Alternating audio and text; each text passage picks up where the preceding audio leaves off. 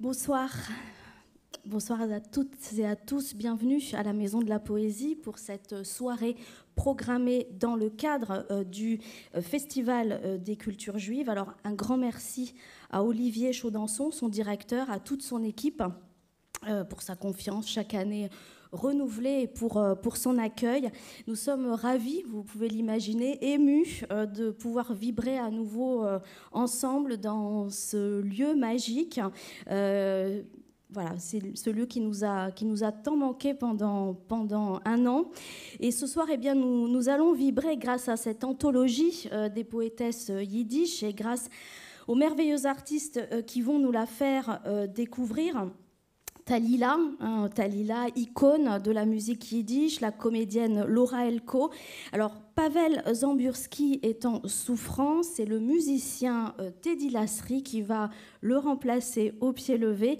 Un grand merci à l'Institut polonais de Paris, membre du comité de pilotage du Festival des cultures juives, qui a conçu ce programme. Un grand merci en particulier à Anna Bilos, sa directrice, et à Dominika Ostrowska pour la programmation donc, de cette soirée. Très très bonne soirée à tous et moi je vous dis à très vite pour les autres événements du festival puisqu'il se déroule, je vous le rappelle, jusqu'au 28 juin.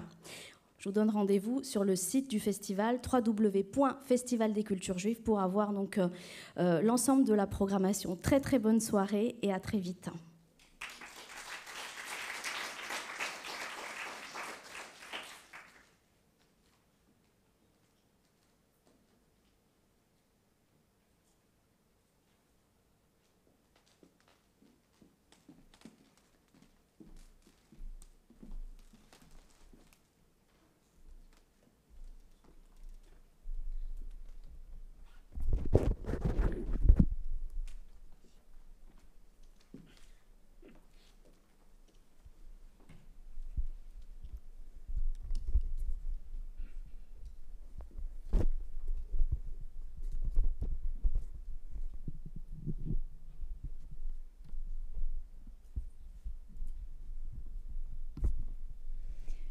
En 1920, un contributeur de la revue Inzir, alors là, il faudrait évidemment que je vous explique ce qu'est la revue Inzir et le mouvement littéraire, l'inzirisme, qu'on peut traduire par l'introspectionnisme, TIO-2NISME, attention, constitué en 1920. Par Glanz, Leyeles, Gladstein, Minkoff. C'est un mouvement moderniste, effectivement, novateur. Ils font un manifeste de 23 pages où on trouve l'écho du futurisme italien et de l'expressionnisme allemand. Et donc, en 1920, un contributeur de cette revue, Inzir, posait cette question. La littérature yiddish a-t-elle un lectorat ? Et lui-même répondait à la question qu'il posait. La seule chose qui soit sûre, c'est qu'elle dispose d'écrivains.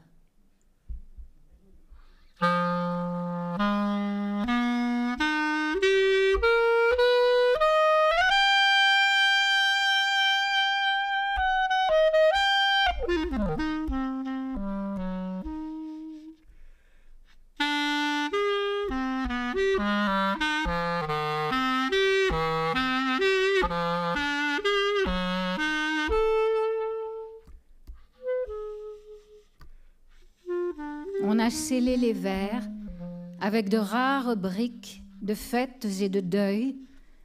Moi, je suis si lasse de mon propre chaos. Je m'éclipse par la porte de la chanson que quelqu'un chante. Mais aussitôt tempête, les tambours, éparpillement, les images et tremblements, les murs venteux. Alors vous venez d'entendre un poème d'Assia, cette poétesse qui était née à Vilno en 1932. Et ce poème a donné son nom à la soirée. On a scellé les vers. On va passer ce moment ensemble pour vous donner l'envie en fait de découvrir toute cette littérature yiddish ou de la redécouvrir pour ceux qui la connaissent bien. Et on va commencer par présenter les 3 poétesses de la génération née en 1890. Rachel Korn, Kadia Molodowski et Malka Heifetz-Tussman. Ces 3 femmes qui étaient des amies. Rachel Korn, une femme qui a grandi en Galicie, qui a travaillé au champ, qui connaît ce côté-là de la terre. Kadia Molodowski, sur les photos, on voit d'elle un très beau maintien, une femme qui avait souvent ce turban, un mélange un peu entre du strict et puis de la douceur. Et Malka Heifetz-Tussman, une beauté, vraiment une femme très belle, très sensuelle. Et ces 3 femmes étaient amies et ont des destins qui ont été peut-être pas tout à fait communs, mais il y a quand même beaucoup de résonance entre les vies des unes et des autres. Elles sont toutes les 3 nées en Europe de l'Est, et puis elles ont toutes les 3 dû migrer au gré de l'histoire tragique qu'elles ont connue. Je voulais raconter surtout qu'il y en a 2 d'entre elles qui ont, à un moment donné, vécu en Israël et qui, en fait, n'y sont pas restées. Elles sont toutes les 3 mortes en Amérique du Nord.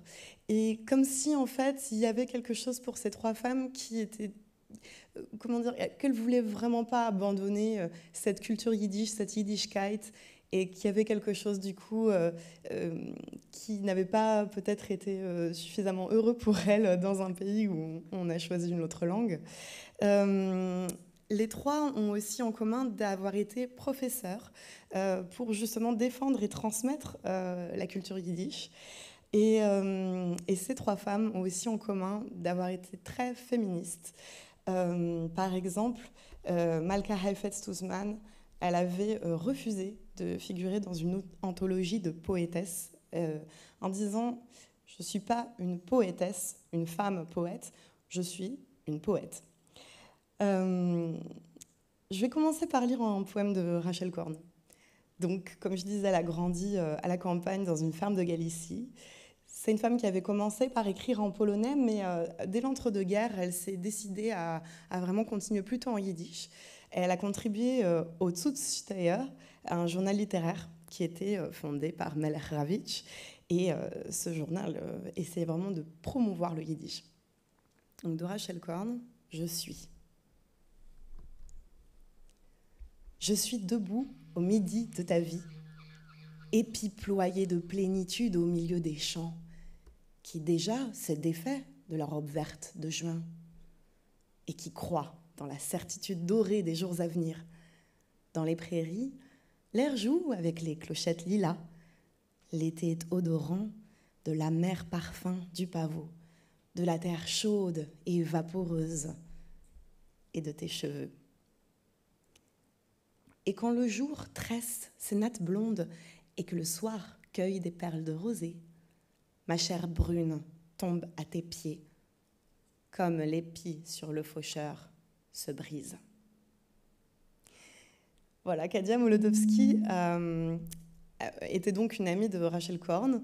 Et Rachel Korn, en 1966, lui avait écrit qu'elles étaient en fait coupées des générations plus jeunes, que malheureusement, les enfants ne comprenaient plus un seul mot de yiddish. Kadia Molodowski est donc une poétesse qui est née en 1894 en Biélorussie, à Biaroza, et est morte à Philadelphie en 1975.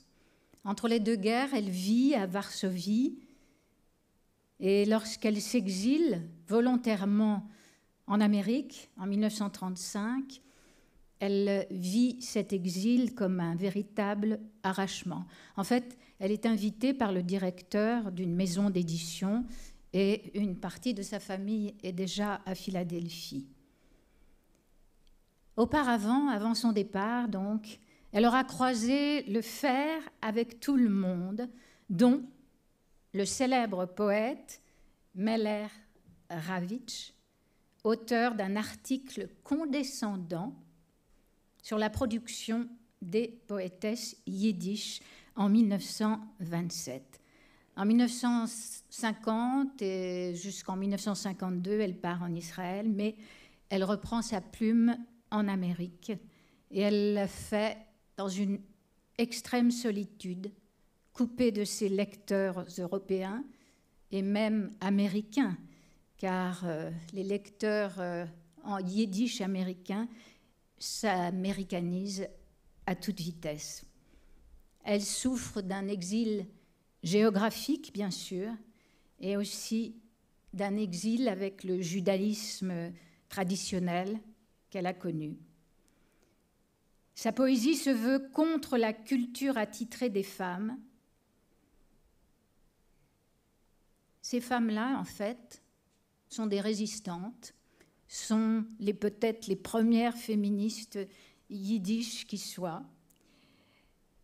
Elles s'interrogent d'emblée sur la question cruciale de savoir comment une poétesse yiddishophone peut réconcilier son art avec le rôle attribué à la femme dans le judaïsme traditionnel. Toutes ces productions, poèmes, romans, nouvelles, essais, articles, entre 1927 et 1975, constituent une tentative de réponse à cette question lancinante, doublée du questionnement concernant la survie des Juifs dans le monde moderne.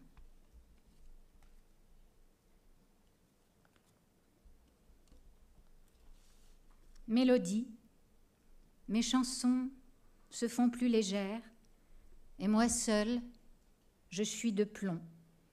Mes chansons deviennent pigeons, et moi seule, je deviens terre. Le vent sur les vitres, et moi, j'oublierai que je deviens terre. Mes chansons avec le printemps verdissent, mais moi, je gèle dans la neige. Mes chansons volent le soleil à venir, moi, je reste dans les ténèbres. Le vent sur les vitres et moi, j'oublierai que je reste dans les ténèbres. Mes chants se font plus clairs, spirituels, me fuit le rayon de lumière, mes chants guerriers poursuivent leur duel et moi, vaincu, je tombe à terre. Le vent sur les vitres et moi, j'oublierai que vaincu, je tombe.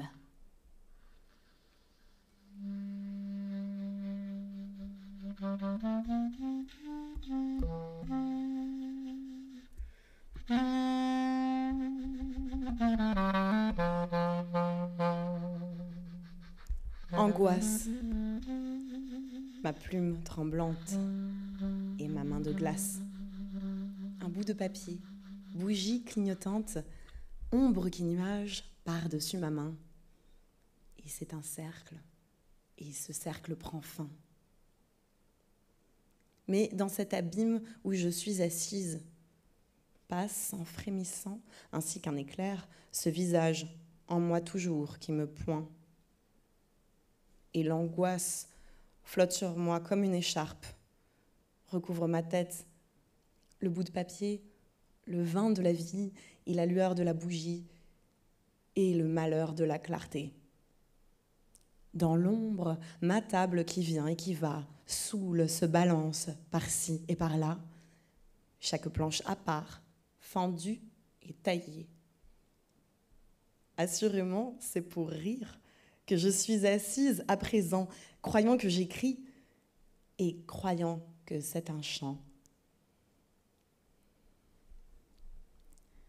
Malka Heifetz Tuzman est une poétesse donc, qui est née en 1893. Elle est née en Ukraine. Elle a immigré en Amérique en 1912 à Chicago. Elle a épousé un chazan, ça c'est important, c'est-à-dire un chantre de synagogue. Elle a étudié à l'université du Wisconsin et brièvement à Berkeley en Californie.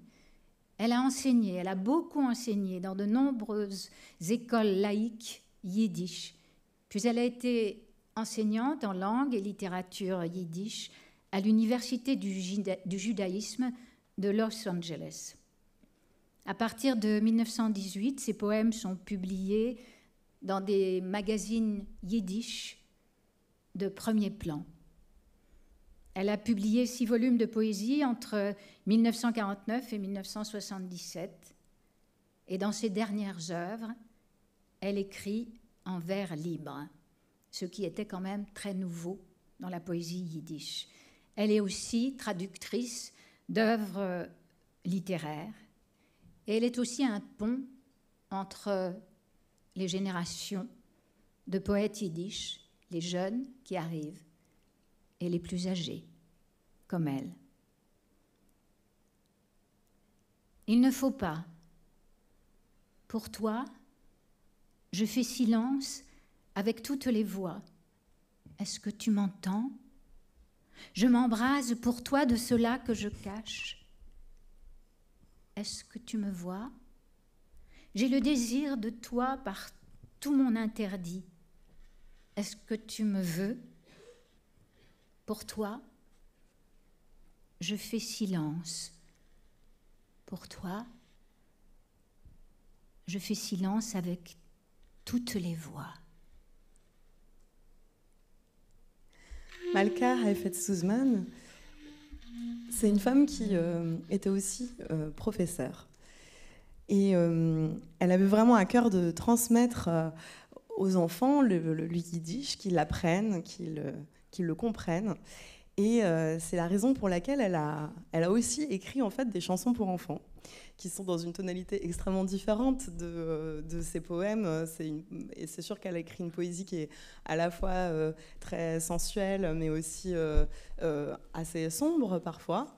Et pour proposer une respiration un peu joyeuse et rendre hommage à ce côté-là de cette femme, on se dit qu'on allait vous chanter un petit bout d'une chanson enfantine qu'elle a écrite.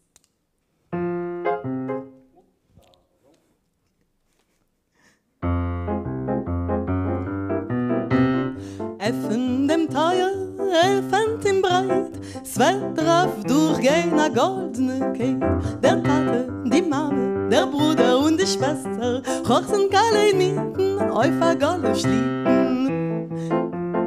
Heut der Kolbe steht an. Bravo.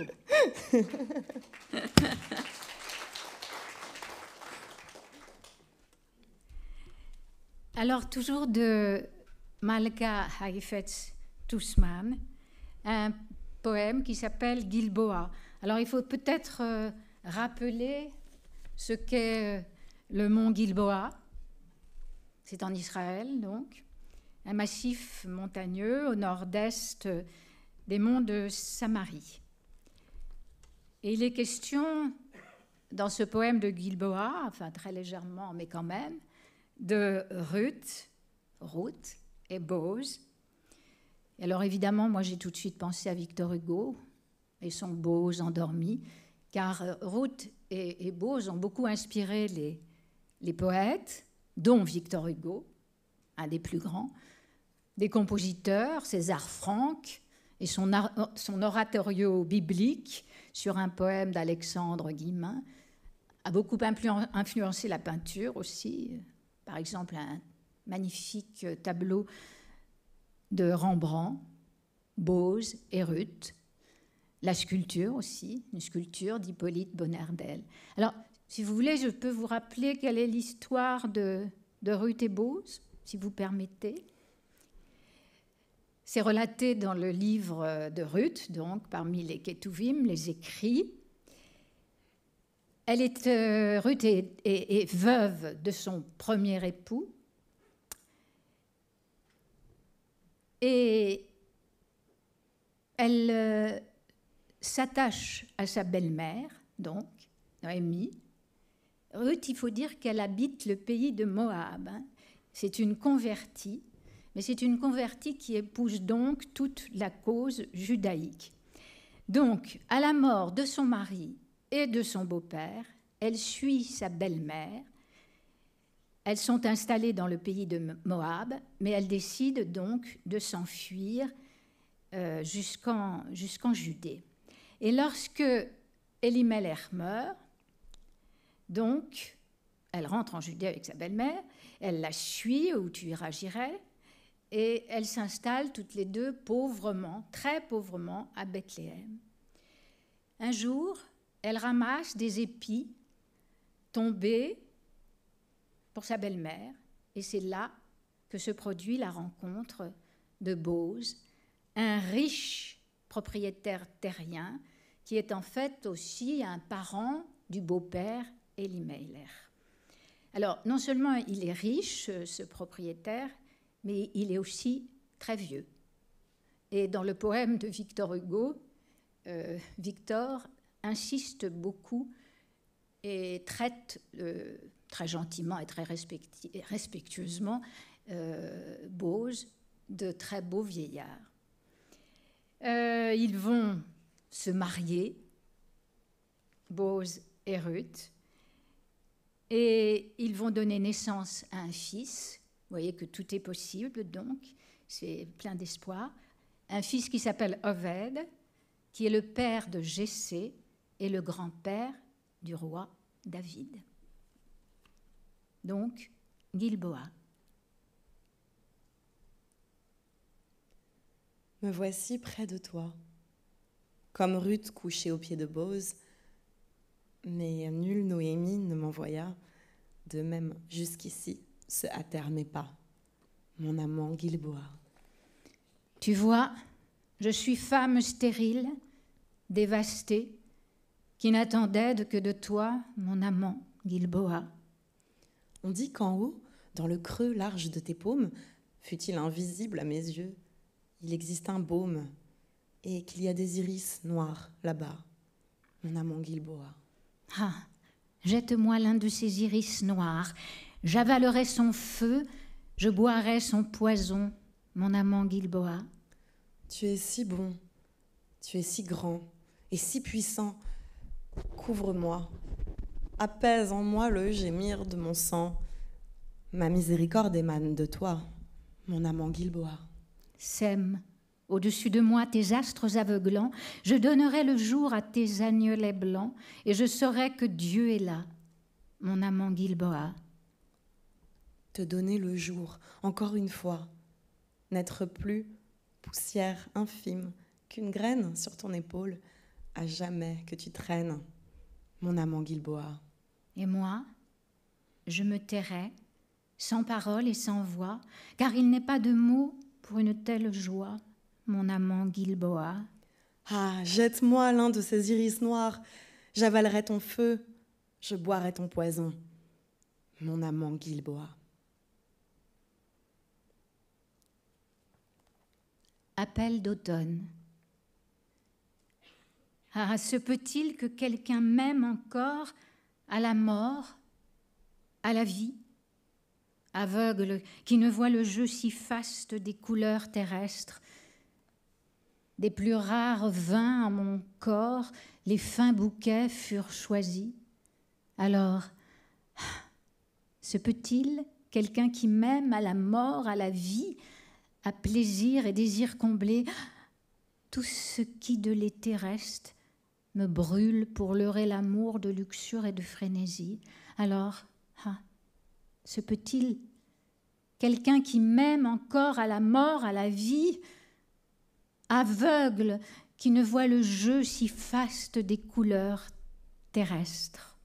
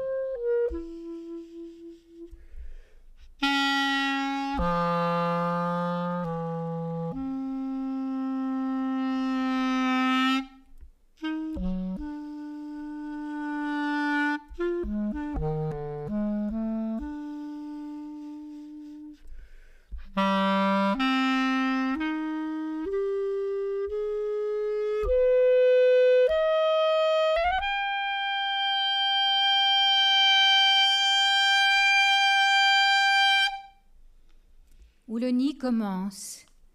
Où le nid commence, finit justement l'oiseau. On prend pension dans le nid, on courbe le dos, et l'on respire avec prudence, amoindri, contrit.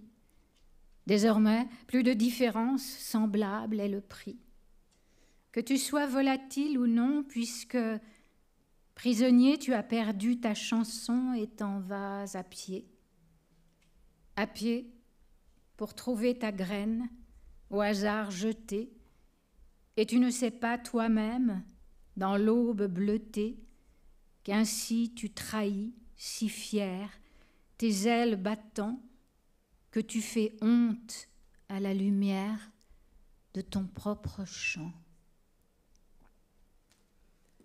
C'était un poème de Rachel Boimvoll qui introduit la deuxième génération de poétesses qui est née dans les années 1910. Donc il y aura Rachel Boimvoll, Dora Teitelbaum, Reisel Girlinski. C'est des poétesses qui ont en commun de beaucoup évoquer l'immigration ou le voyage, les errances. Et on le sent d'ailleurs dans ce poème Où le nid commence, qu'il y a cette question, est-ce qu'on peut s'arrêter dans un nid? Est-ce que c'est une trahison de s'arrêter dans un nid quand on a ce destin-là? Et donc je vais vous lire un poème de Dora Teitelbaum, Cheval bleu. Cheval bleu, cheval de feu, plus vite, plus loin et plus loin. File encore, file au galop, franchis les jours tels des fleuves profonds, les nuits, ces abîmes, sans pourtant m'y précipiter. Il est triste, il est décharné, ton cavalier. Traces perdues, les vents, rênes dénouées, les lampes au loin, éteintes, les épis de la vie, battus. Mon rêve, une étoile déjà brûlée sur mes épaules, et la bouche aux paroles blanches, des dents brisées. Cheval bleu, cheval de feu, plus vite, frappe de tes sabots les pierres, vole par la flamme et l'épée dans la nuit, que tes étincelles allument les étoiles de la terre. Dora Teitelbaum était née en 1914 et elle est morte en 1992. Elle était née à Brest-Litovsk, anciennement en Pologne et aujourd'hui en Russie. Elle naît dans une famille ouvrière. Elle écrit ses premiers poèmes à 12 ans et elle part à 17 ans aux États-Unis. Elle est modiste, puis institutrice. Elle va vivre la vie dure des travailleurs à New York, une vie dure et travailleuse dont elle s'inspire dans ses poèmes. Elle écrit, et c'est aussi une militante, à l'écoute du monde, à l'écoute du réel. Elle s'est installée dans la région parisienne aux environs des années 60. Et tous ses écrits sont parus et traduits, publiés en France. Je vais vous dire d'ailleurs 2 titres que je trouve assez beaux. Un recueil écrit en 1963 qui s'appelle « Le vent me parle yiddish » et en 1975 « Ce temps de sable mouvant ». Elle en a écrit bien d'autres, dont la ballade de Little Rock. Mais il est temps maintenant de vous présenter Reisel Girlinski. Née en 1910 en Pologne, toujours, à Gombin, et morte en 2001 en Californie. Pendant la guerre, elle est réfugiée en URSS, ce qui la sauvera, et elle fera un passage à Paris entre 1948 et 1951. Et là, je ne peux que vous raconter un souvenir de Rachel Hertel, qui l'a connue quand elle avait 10 ans, dans un foyer rue Patin, que je connais bien puisque nous habitons non loin, près de la gare du Nord. Et donc, à chaque fois que je passe rue Patin et que je vois ce bâtiment, je pense à tous ces poètes, écrivains yiddish qui, juste après la guerre, ont trouvé un refuge. Et Rachel dit de Rzeszliński qu'elle est de taille très imposante, qu'elle a un port altier et souverain. Elle se souvient aussi de quelque chose de terrible. Elle se souvient que la nuit, dans la cour de la rue Patin, Rzeszliński poussait des cris déchirants.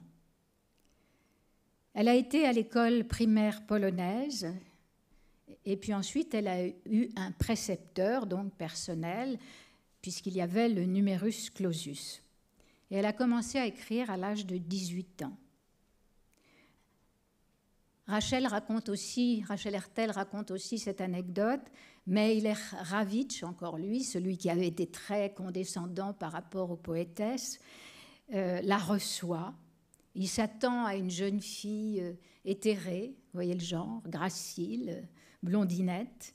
Et en fait, il se retrouve devant une très forte et grande paysanne avec des bottes pleines de neige qui font dans le bureau de Meiller Ravitch. Voilà le souvenir qu'il en a. En 1936, elle écrit un premier recueil qui est immédiatement remarqué par le grand poète Itzik Manger, qui en écrit la préface.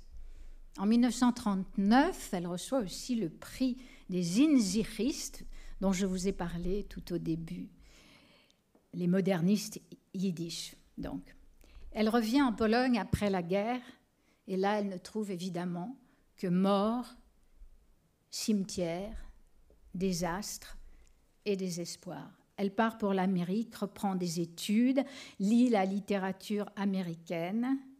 Ses productions sont assez réduites, car elle souffre de fréquentes dépressions qui la font errer dans la ville.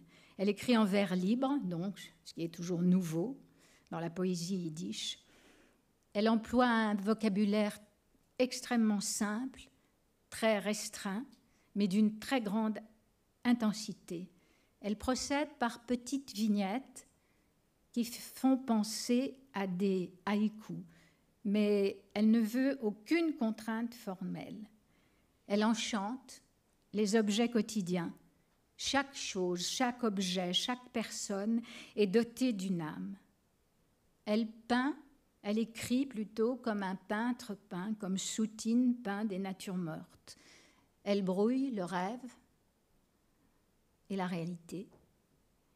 Elle est la poétesse de la ville, elle est la poétesse du Churban aussi, qu'on a appelé plus tard, et peut-être a-t-on eu tort, la Shoah.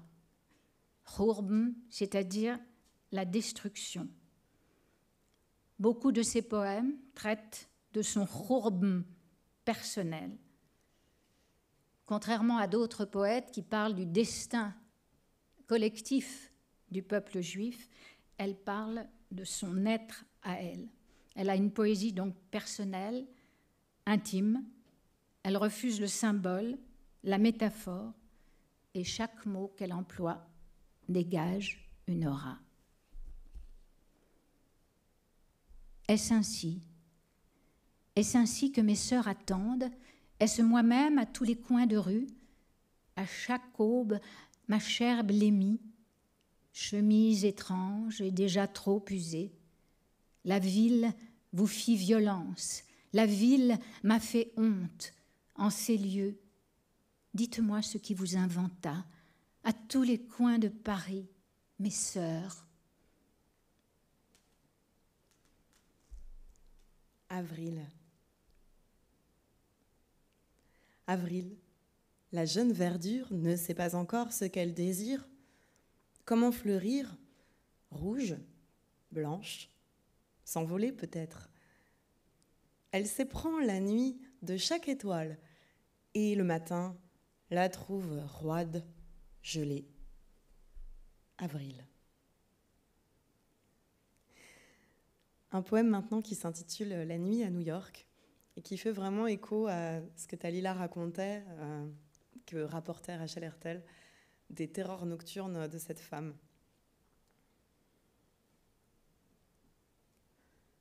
Les pleurs d'un enfant, la nuit à New York, fendent les murs, percent les maisons, baignent plus bas les fondations.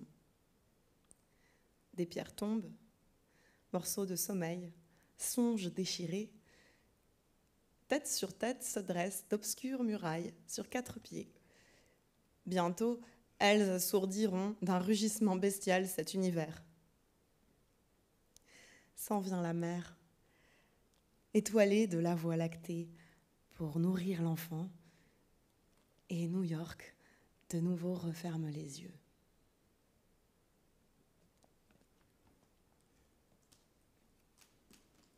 Au soir, chaque feuille devrait être oiseau. Et moi, je tourne en tournant une cruche pour y recueillir leurs larmes. Sur les fleuves, déjà, les ombres des arbres se sont enlacées, nouant leurs têtes calmement. Les chiens, bientôt, vont aboyer, découper le silence avec de longs couteaux jusqu'au ciel. Les chiens, bientôt, vont aboyer et la cruche tremble à ma main. Ce poème, au soir, elle le dédie à Itzik Manger, ce poète que moi j'aime particulièrement, qui était né à Tchernovitz et qui est mort en Israël après avoir roulé sa bosse un peu partout, même à Paris. C'était un grand alcoolique, un homme perdu. C'est lui qui avait dit « Les poètes dorment dans des lits étrangers. Ils fument des cigarettes, crachent leurs poumons et croient obstinément en la beauté du monde. » Alors, pour faire vivre aussi un tout petit peu ce soir Itzik Manger, qui n'est pas une femme mais un homme, et je vous signale d'ailleurs que toutes ces poétesses, ou presque, ont reçu le prix prestigieux Itzik Manger. Alors aussi à la gloire de Manger, un chant très classique de la musique yiddish, Auf dem Weg, qui est un poème donc mis en musique.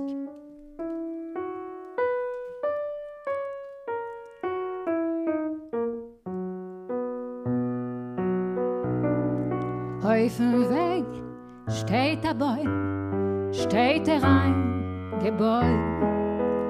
Alle Vögel von dem Baum seien sich zerflogen. 3 kein Meiref, 3 kein Misrech und der Rest kein Dorn. Und dem Baum gelost allein, heftiger Fahr dem Sturm. Sag ich zu der Mammenherz, soll's mir noch nicht sterben. Ich will Mammen 1 und 2 bald ein Vogel werden. Ich will sitzen auf dem Baum und will ihm verwiegen über den Winter mit der Trist, mit a schönem Nigen. Hey, daddy, daddy, daddy, daddy, daddy, daddy, daddy, daddy, daddy, hey, daddy, daddy, daddy, daddy, daddy, daddy, daddy. Sagt die Mama nicht der Kind und sie weint mit Tränen, wes Cholile auf dem Baum mich verfreuen werden. Sag ich, Mama, sie ist ein Schott, deine schöne Augen. Und jeder was, und jeder wenn, bin ich mir ein Vogel. Wenn die Mama Itzikreun, sei Gottes Willen, nimm sich mit a Schalikel, kennst sich noch verkühlen, die Kaloschen tu sich an, es geht a scharfer Winter, und die Kutschme nehm euch mit, weh is mir und wind mir. Hey, da di da di da di da di da di da di da di da di da di da. Hey, da di da di da di da di da di da di da di da di da.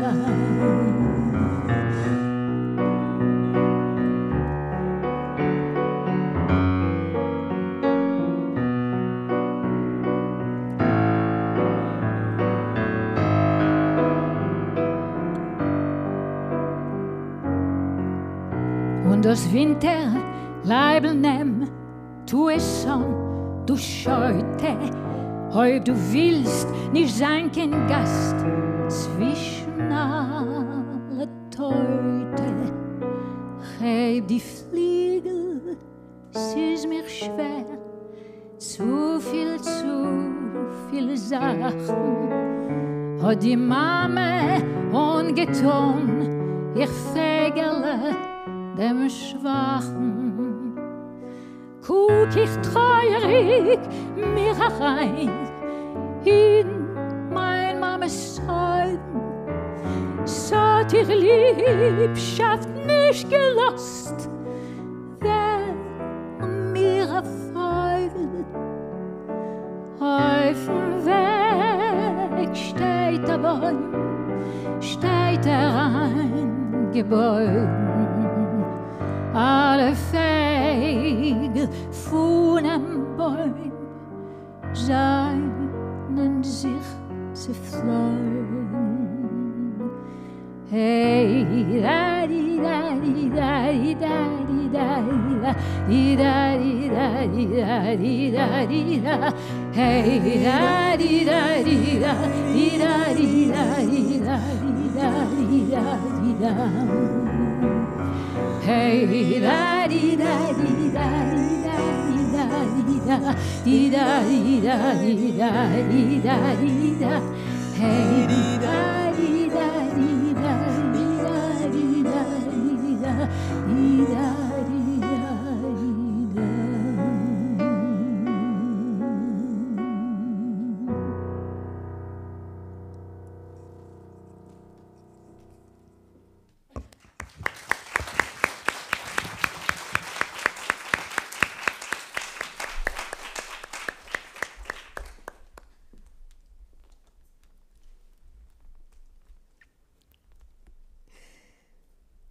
On va maintenant arriver à une troisième génération de poétesses et qui faisaient partie du groupe Young Israel, donc des poétesses qui, pour le coup, ont vécu en Israël une grande partie de leur vie.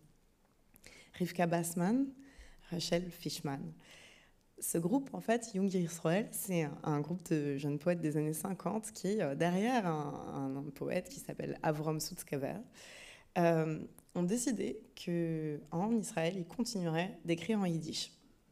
C'est souvent des jeunes gens qui ont vécu dans des kibboutz, qui avaient ce côté, l'idéal en fait d'un pays neuf, d'un homme nouveau, mais qui en même temps voulaient garder quelque chose de leur culture, de la culture yiddish. Rivka Bassman, elle a été très fortement influencée par Kadia Molodowski, dont on a entendu des poèmes précédemment, et elle avait aussi rencontré très jeune, en fait, elle a fait partie des gens qui ont été enfermés au ghetto de Vilnius, et à ce moment-là, elle avait rencontré Avram Sutzkever. Et lui, il l'avait vraiment encouragée à continuer à écrire de la poésie. Il lui avait dit « Écrire de la poésie, ça te maintiendra en vie ».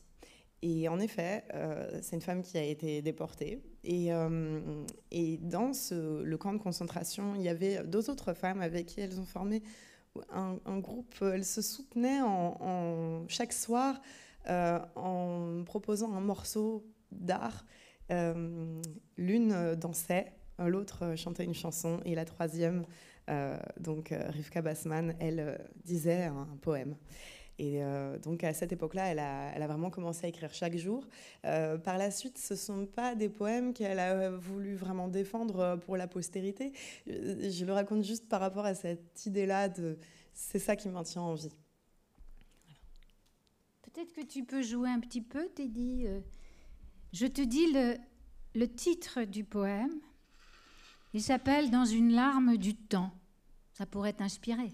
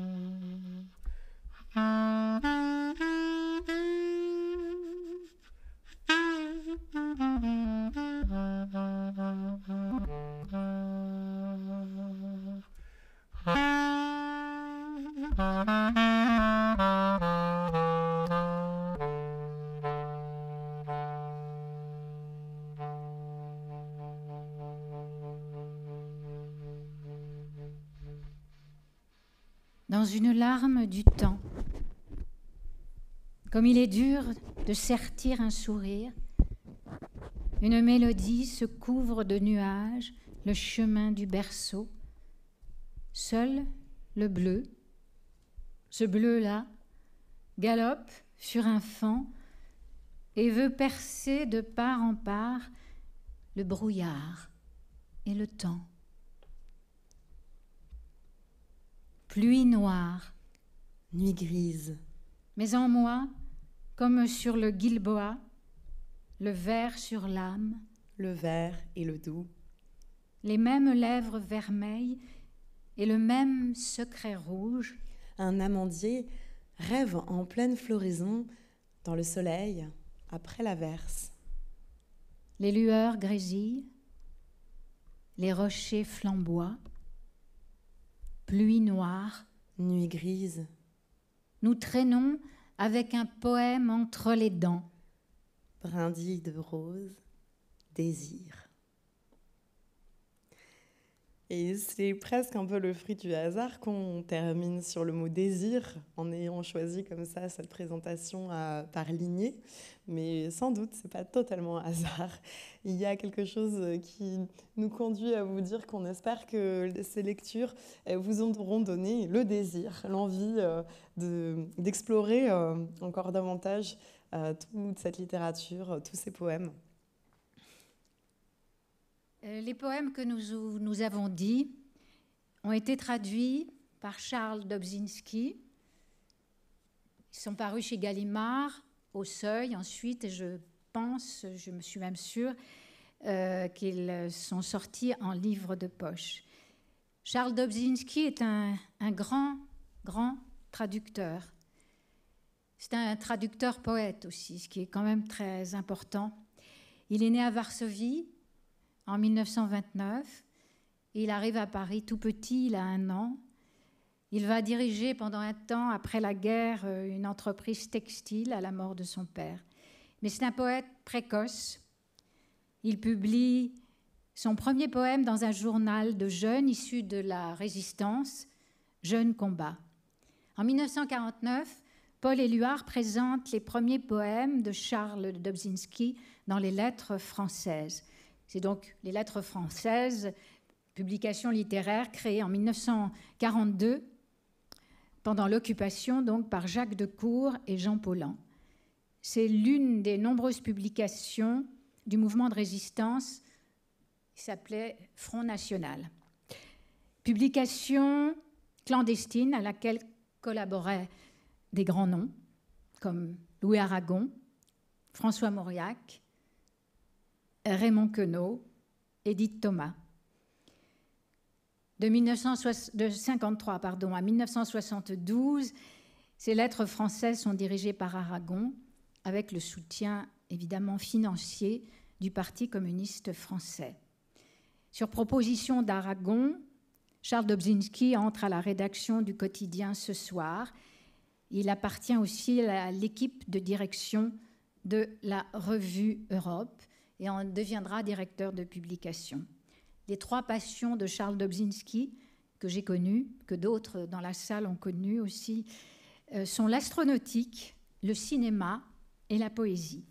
Il a traduit aussi Maïakovsky, Le nuage en pantalon, et Rainer Maria Rilke, Sonnet à Orphée.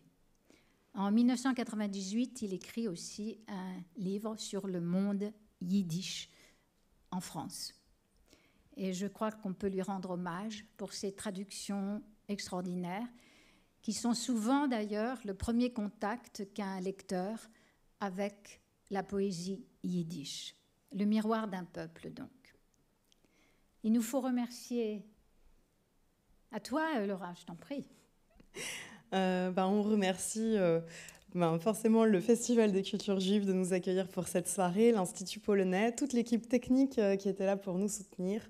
C'est Talila qui vous a lu les poèmes. Et voilà. Et c'est Laura Elko qui vous les a lus également. Et c'est Teddy Lasserie qui a bien voulu venir au pied levé, comme a dit Fabienne, avec ses deux pieds, pour remplacer ce pauvre Pavel qui est malade.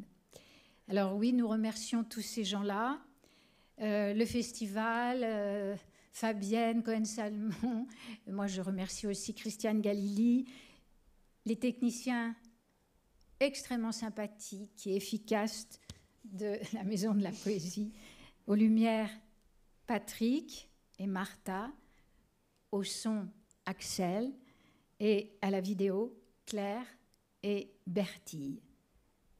Est-ce qu'on a remercié tout le monde? Et Michal Grabowski. Ah oui, Michal Grabowski est la personne, le garçon qui travaillait à l'Institut polonais, qui a eu l'idée de cette soirée, qui a fait même, lui, le choix de ces poésies féminines et nous l'a proposé. Et à sa suite, il y a Dominika Ostrowska, qui peut-être est dans la salle. Nous la saluons.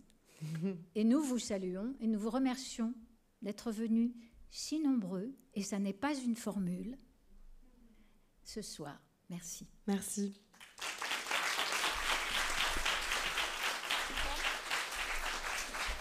Merci de la part.